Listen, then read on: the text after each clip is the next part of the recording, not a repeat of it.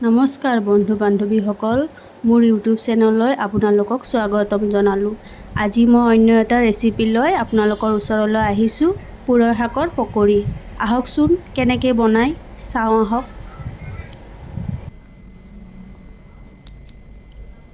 মই ইয়াতে দুটা আলু লৈ লৈছোঁ। আলুখিনি ভালকৈ ৰুকি ল'ম।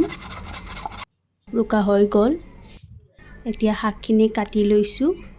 ইয়াতে দি দিছোঁ 1 চামুচ চাউলৰ গুড়া, 1 বাটি বেচন, পিঁয়াজ,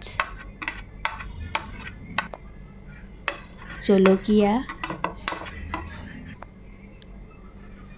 আদা নহৰু জলকীয়াৰ পেষ্ট, নিমখ, হালধি, জিৰা পাউডাৰ, ধনিয়া পাউডাৰ।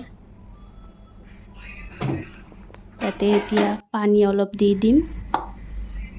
গোটেইখিনি একেলগে চামুচেৰে লৰাই দিছোঁ।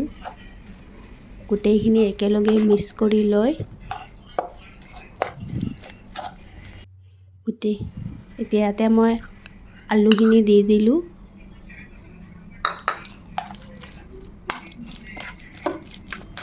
আলুখিনি দি ভালকৈ লৰাই দিছোঁ। এয়া মোৰ ৰেডি হৈ গ'ল। ইয়াতে বেকিং পাউডাৰ দিলোঁ। কেৰাহী বহাই দিছোঁ। কেৰাহীত তেল দিছোঁ। ৰিফাইন তেল ব্যৱহাৰ কৰিছোঁ। এই পকৰিকেইটা দি দিলোঁ।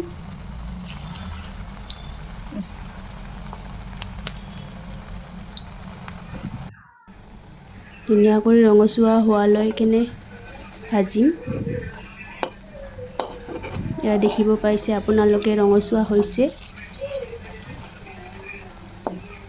5 মিনিটমান সময় থৈ দিম। ৰঙচুৱা হৈ গ'ল। এতিয়া মই এইখিনি প্লেট এখনত ওলাই ল'ম।